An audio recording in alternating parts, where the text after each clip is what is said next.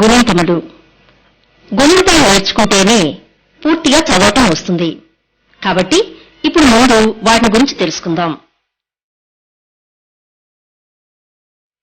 కా, కాకు దీర్ఘమిస్తే కా, కా గుడిస్తే కీ, కీకు దీర్ఘమిస్తే కీ,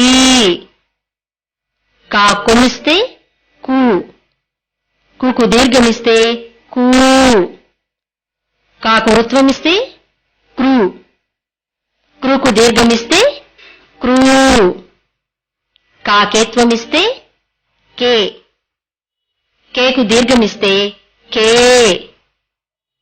కాకోత్వమిస్తే కో, కోకు దీర్ఘమిస్తే కో, కాకౌత్వమిస్తే కౌ, కాకు సున్నా పెడితే కం, కాకు 2 సున్నాలు పెడితే కహ.